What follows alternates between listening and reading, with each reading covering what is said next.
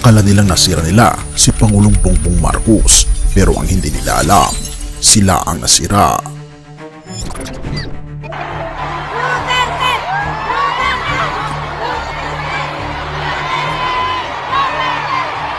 Ito ang aming ipinagmamalaki na mga kandidato para sa Senado. Ngunit, bagaman nakatuon ang pansin natin sa ating mga kandidato.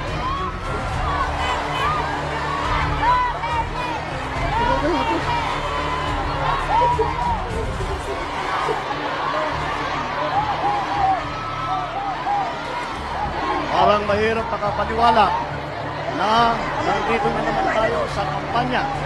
Napakabilis ng panahon. Napakabilis ng pagdaan. Alam mo ba kung ano ang masakit kaysa sa mabuking sa kasinungalingan? Ang mapagtanto na ang mismong bitag na inihanda mo para sa iba ay ikaw pala mismo ang mahuhulog. Pero paano kung sabihin ko sa iyo na ganito mismo ang nangyayari sa ilang DDS vloggers na pilit na sumisira kay Pangulong Ferdinand Bongbong Marcos Jr.? Akala nila ay magtatagumpay sila, nadungisan ang imahe ng Pangulo, pero ang hindi nila alam, ang tunay na nasisira ay sila mismo kasama na ang pamilyang Duterte. Pero paano nga ba ito nangyari? Dito papasok ang fake news na hindi pumatok. Sikat na DDS vloggers tulad nina Jason Sa at Mau Spencer ang nagpakalat ng isang video kung saan makikitang tila napahiya si Pangulong Marcos Jr. dahil umano sa sigawan ng mga tao ng pangalang Duterte sa isang rally daw sa Davao. Ang gusto lang palabasin na hindi na tinitingala si Pangulong Bongbong Marcos sa baluarte ng mga Duterte. Malinaw ang kanilang plano, ipahiya at siraan ang ating Pangulo. Pero ito ang katotohanan na hindi nila inaasahan. Ang video na kanilang ipinakalat ayon sa kanilang mga tagasunod ay isang matibay na ebidensya na bumagsak na ang suporta kay Marcos Jr. Pero ang hindi nila alam, may mga Pilipinong mapanuri at hindi basta-basta naluloko sa mga edited na video. Alam naman natin kasi ang history ng mga DDS vloggers kasama ng mga Duterte. Sa isang masusing pagsusuri, lumabas na ang video na ginamit upang palabasing tila na dismaya si PBBM ay hindi mula sa Davao Rally, kundi mula mismo sa Ilocos. Isa sa mga patunay. Bago natin ipagpatuloy kaibigan, siya nga pala ang Great Controversy na isa sa mga pinaka-kontrobersyal na libro dahil tumutukoy ito sa mga propesiya sa libro ng Daniel at Revelation na nagaganap na sa panahon natin ngayon bago ang pagdating ng ating Panginoong Diyos ay pinamimigay na namin ng libre sa pamamagitan ng PDF. At ito ay nasa limited lamang na panahon, kaya i-click mo sa description sa baba upang ma-avail mo kaibigan ang napaka-importanteng libro nito na magbubukas sa iyo sa mas maliwanag mong hinaharap. Purihin ang ating Panginoong Diyos at tayo magpatuloy. Ang suot ni Andrew E. Makikita kasi mga kaibigan na tugmang-tugma sa kanyang suot at galaw sa campaign rally ng Alyansa ng Bagong Pilipinas, hindi sa Davao kundi sa Ilocos. Kapansin-pansin mga kaibigan, ito ang suot daw ni Andrew E. sa peking video. At makikita rin ang kulay ng hawak-hawak na t-shirt ni Andrew E.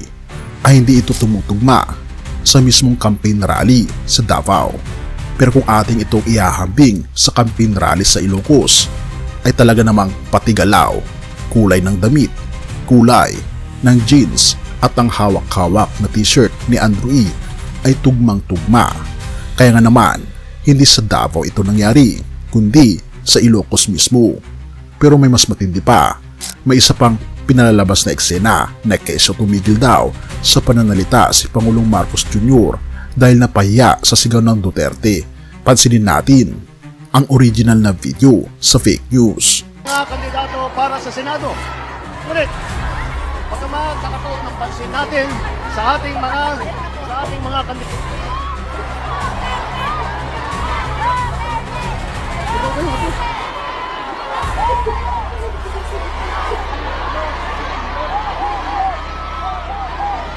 Kapansin-pansin sa original na video, walang ganitong pangyayari.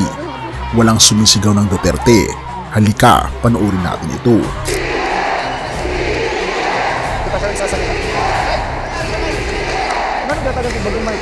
Kailya, Kailuganos, kagayem ken kakabsat na imbag nga malemyo amen. Nagtugaw kayo, Apo.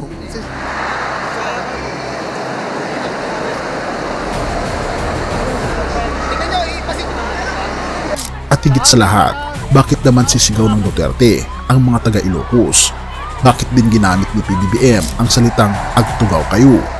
Panoorin natin ito sa peke at sa original na video.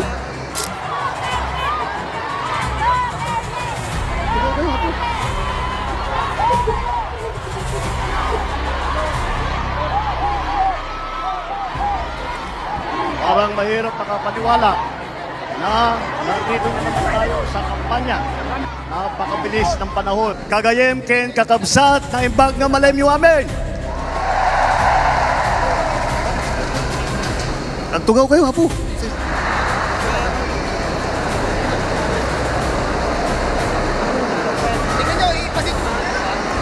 Parang mahirap makapaniwala na nandito na naman tayo sa kampanya. Napakabilis ng panahon. Isang Ilocano phrase na nangangahulugang umupo kayo, ang salitang agtugaw kayo. Bakit niya naman ito sasabihin sa mga taga Davao? Napakalaking fake news talaga, mga kaibigan. At sabi nila, nilalangaw daw ang campaign rally ni Pangulong Bongbong Marcos sa Davao del Norte. Kung ating makikita, mga kaibigan, ang mga tao mula sa harap hanggang likod ay talaga namang tila hindi mahulugang karayom kumpara sa campaign rally ni Duterte. Kapansin-pansin, mga kaibigan, na marami raw ang nanood sa Facebook Live. Ngunit ang tao na dumalo ay tila kakaunti lamang. At ito ang backfire na hindi nila inaasahan. Sa hangaring ipahiya si Pangulong Bongbong Marcos, nagmistulang desperado ang mga DDS vloggers sa pagpapakalat ng maling impormasyon. Ang layunin nilang pabagsakin si Marcos Jr. ay nauwi sa kanila mismo. Hindi na ito nakakagulat dahil sa panahon ngayon, mas marami na ang mapanuri at hindi basta-basta nagpapaloko.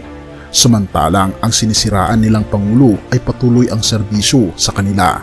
Sila naman ay patuloy na nalulunod sa kanilang sariling kasinungalingan.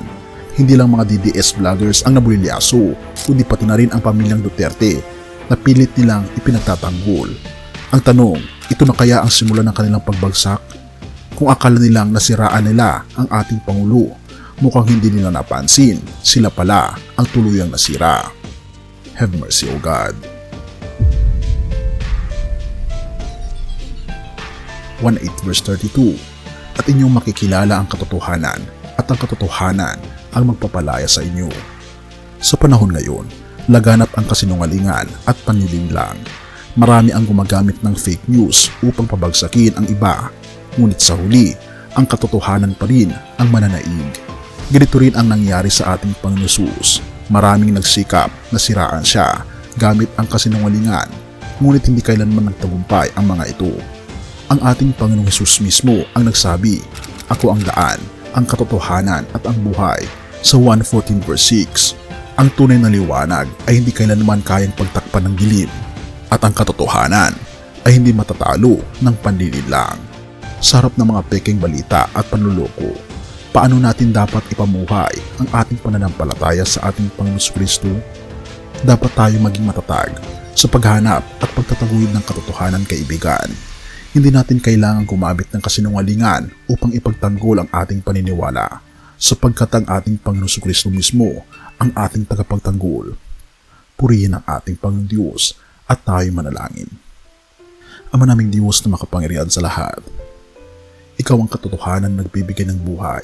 Sa gitna ng mundo na puno ng panininlang, gabayan niyo po kami na manatiling matatag sa iyong katotohanan.